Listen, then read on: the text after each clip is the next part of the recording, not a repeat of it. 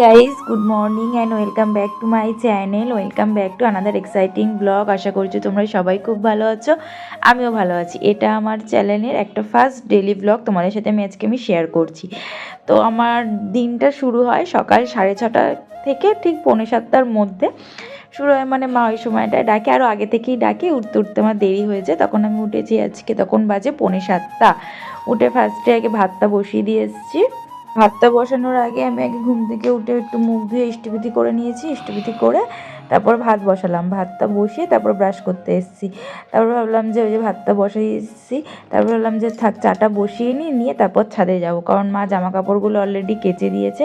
আর আজকে হচ্ছে বৃহস্পতিবার, তো ঠাকুরের আসনের সব কাপড়গুলো পাল্টানো হয়। সাদা কাপড় পাতা থাকে, তো প্রত্যেক সপ্তাহে বুধবার দিন রাত্রেবেলা মা পাল্টে রাখে, সকালবেলা কাছে।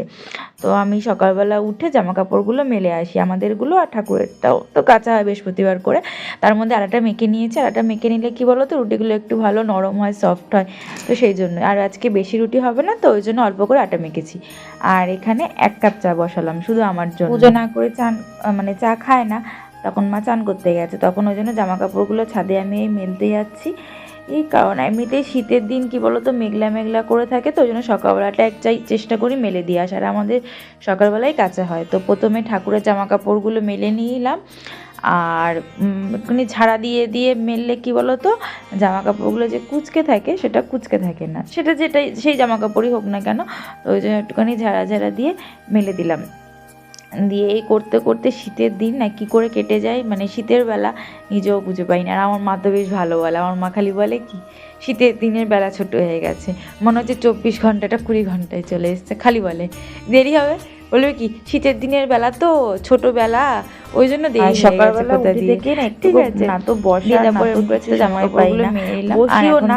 তারপরেও গাছও নেই, আগে যে সময়টা কেটে যায় রোজ ভাবি আজকে তাড়াতাড়ি রোজ ভাবি, তারপর একটু জায়গা আছে ওখানে বসিয়ে দিয়েছি। আর এখানে আমার ছাদে জামাকাপড় গাছ মেলা হয়ে গেছে, ওই যখন ট্যাঙ্কের জলটা ওভারলোড হয় ওই জলটা একটু গাছগুলোতে দিয়ে দিই। তো ভাবলাম এখন পারবো না, একটু বেলা হোক, তারপরে যদি ফুলগুলো একটু বড় হয়, ওই জন্য মা যখন তুলসী তলায় জল দিতে আসবে মা পেয়ে নিয়ে যাবে, ওই জন্য আমি আর পারিনি।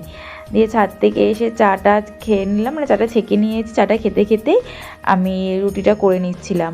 আর চাটুটা বসিয়ে দেখলে না হাত দিলাম ওভেনে, তো একটু নমস্কার করে নিলাম। তো যখন ভাত বসিয়েছিলাম তখনই নমস্কার করে নিয়েছিলাম। মা বলে যে যখন প্রথম রান্নার যেটাই বসাই না কেন, উনুনটা ধরাই, তো সেটাকে নমস্কার করে নেওয়া উচিত, যেহেতু মা অন্নপূর্ণা, তো সেই জন্য নমস্কার করে নিলাম। তারপরে এখানে রুটিগুলো ভেজে নিচ্ছি। আজকে তো রুটি কম আছে, তাও রুটি ভাজতে সময় লাগে, আর আমার এরম করে না রুটি ভাজতে বেশি ভাল লাগে। আগে তো ওই ছাঁকনি দিয়ে ছেঁকতাম, কিন্তু মানে সেঁকতাম, তার থেকে আমার মনে হয় কীভাবে ভাজলেই না বেশি ভালো ফোলে। আর আমি রুটি একটু ছোটো ছোটোই বানাই, আর পাতলা পাতলা। মোটা মোটা রুটি আমার ভালো লাগে না, আর বেশি বড় বড় যখন আমি রুটিগুলো করবো না, তখন মা বলবে কি বলে বাতাসা রুটি, তখন সেটা তোমাদেরকে শেয়ার করবো। আমার মা যেভাবে ভেঙচিয়ে বলে আমার নিজেরই হাসি লাগে। দিয়ে তারপর যাই হোক, রুটি করতে করতে তখন বাজে দেখি 8টা বেজে গেছে প্রায়, তখন চান করতে চলে গেছি। আর মা ওদিকে চান করে এসে পুজোর জোগাড় করছে। আজকে আমি চান দেরি করে করলাম বলে মায়ের সাথে সাথে হাতে হাতে করে দিলাম না, নাহলে অন্যদিন আমার আগে চান করা হয়ে গেলে আমি গিয়ে ঠাকুরের ফুল টুলগুলো গুছিয়ে দিই বৃহস্পতিবার, তাহলে একটু তাড়াতাড়ি হয়ে যায় হাতে হাতে করে দিলে। দিয়ে আমি চান দান করে চলে এসেছি। এসে এখন এমনিতে আমি মুখে কিছু মাখি না, অয়েলি কিছু মাখলে মুখটা কেমন কালো কালো লাগে, ভালো লাগে না, ধুলোবাড়ি টানে। তো ওই জন্য আমি চান করে এসে একটুখানি ফেস ওয়াশ দিই বলে এসে গোলাপ জলটা মাখি, একটু পাখার হাওয়ায় শুকিয়ে নিচ্ছি, আর ঠান্ডায় কাঁপছি থরথর করে। তারপর একটুখানি ঠোঁটে ভেসলিন দিয়ে নিলাম। রাত্রিবেলা বোরলিং দিই, তাও দেখি ঠোঁট টানে, ভেসলিন দিই, তাও দেখি ঠোঁট টানে।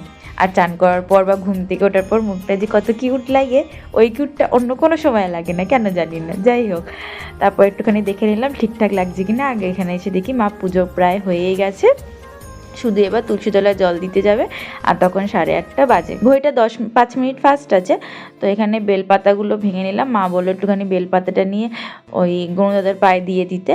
তো আর এই ফটোটা খুব বড়, তো নিচে কোথাও রাখার জায়গা নেই, তো ওই জন্য এখানেই রেখেছি। বেশ ভালোই লাগে, মানে অনেকেই বলেছে বেশ হ্যাঁ এত বড় ফটো এখানে রেখেছো, ভালোই লাগছে, তো ওই জন্য এখানেই এখন রাখাই রয়েছে। কেন একটু ফুল দেবো না, যেন প্রত্যেক বৃহস্পতিবার ফুল দিই, ফুলটা নামিয়ে দিই। আর মা ওদিকে পুজো করছিলো বলে আমি ওই জন্য চেয়ারে উঠে ফুলটা দিয়ে দিলাম। আর বেশ ভালোই লাগে একটুখানি দরজার মুখে যদি একটুখানি ঠাকুরের ছবি বা কিছু থাকে, আমার তো ভালোই লাগে, আমাদের সবার। তো এখানে মায়ের পুজো করা হয়ে গেছে। পুজো টুজো করার পর মা ছাদে গেছিলো, জামা কাপড় কটা ছিল ওটা দিয়ে আসতে, দিয়ে টিয়ে এসে তারপরে মা চা খেয়ে নিল, আর এদিকে আমি রেডি হয়ে নিলাম। কারণ এখন যদি রেডি না হই এরপরে আমার দেরি হয়ে যাবে, তখন অলরেডি 9টা বাজে, প্রায় 9টা বাজে, 9টা বাজে তাও 2-3 মিনিট মতন বাকি ছিল। রেডি হওয়া হয়ে গেছে, আর ওদিকে মা আমার জন্য এখন খাবার বাড়ছে, মানে ভাত খাবো। সকালবেলা আমি অল্প দুটো ভাত খাই, রুটি খেতে আমার একদম ভালো লাগে না। তারপরে খেয়ে দিয়ে বেরিয়ে পড়েছি। মাঝখানটা মানে এত তাড়াহুড়ো করেছি, আমার আর মাঝখানে কোনো ক্লিপ নেওয়া হয়নি, ভিডিও ক্লিপ নেওয়া হয়নি। পুরো এসে একদম প্ল্যাটফর্মের পেছন দিক করে এসে দাঁড়াই, কারণ একদম লাস্টে উঠি তো, জেনারেলে উঠি, আগে লেডিসে উঠতাম লাস্টে, তারপর এখন জেনারেলে উঠি, কারণ ওইখান থেকে পেছন দিক থেকে যেতে না সুবিধা হয়। আর যে দিক দিয়ে যাই ইউনিভার্সিটিতে ঢুকি ওদিক দিয়ে না আমাদের ঢোকা বারণ আছে, মানে পাঁচিল টাচিল দিয়ে দিয়েছে। তাও কি করবো বলো তো, হিসাব মতন আমার আরও আগে যাওয়া উচিত। তবে 9:45-এর ট্রেনটা ধরি তো মানে ওটা একটু লেট করে, 5-7 মিনিট লেট করে বা 2-3 মিনিট লেট করে। আর কল্যাণীতে এসে অনেকক্ষণ দাঁড়িয়ে থাকে, ওই করতে করতে আরও দেরি হয়ে যায় ঘোষপাড়ায় ঢুকতে ঢুকতে। তো ওই সামনের গেটটা দিয়ে ঢোকা সম্ভব না, যদি সামনের গেট দিয়ে ঢুকি মানে এতটা রাস্তা হেঁটে আসতে আমার আরও 3-4 মিনিট তো লাগবেই। আর 10:30 দিয়ে ক্লাস, স্যাররা 10:40-45-এর মধ্যে ঢুকে যায়, তো ম্যাক্সিমাম 10-15 মিনিট অ্যালাউ করে। তারপরে যদি বেশি লেট হয়ে যায় তখন তো ঢুকতে দেবে না, তো ফার্স্ট ক্লাসের পার্সেন্টেজটাও গেল।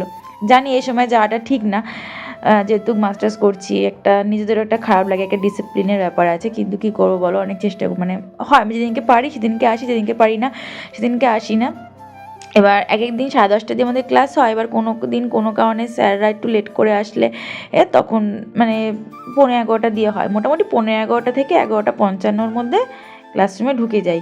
আর স্যাররা একটু 5-7 মিনিট তো একটু লেট করে তো ছেড়ে দেয়। যাই হোক, তারপর এখান দিয়ে যে রাস্তাটা দিয়ে বেরোলাম, ওই রাস্তাটার ঠিক বাঁ দিকটা হচ্ছে আমাদের মেন গেট। একদিন তোমাদের সাথে আমি শেয়ার করবো মেন গেট দিয়ে আসাটা, ঠিক আছে, যেদিনকে ঠিকঠাক টাইমে আসবো।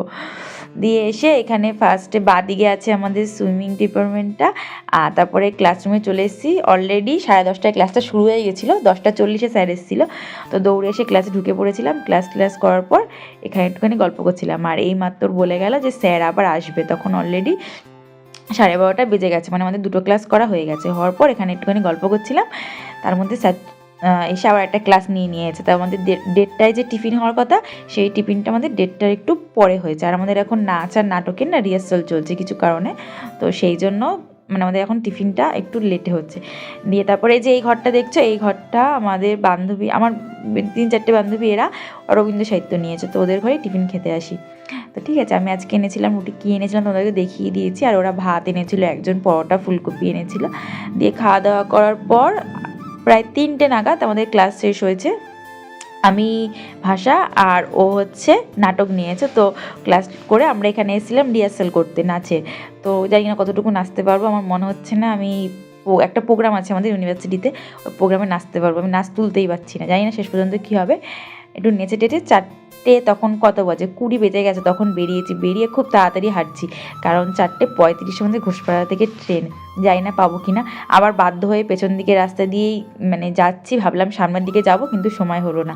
যেদিনকে সময় থাকবে অবশ্যই তোমাদেরকে আমি দেখাবো। আর এটা হচ্ছে আমাদের ফিজিক্যাল এডুকেশন ডিপার্টমেন্ট।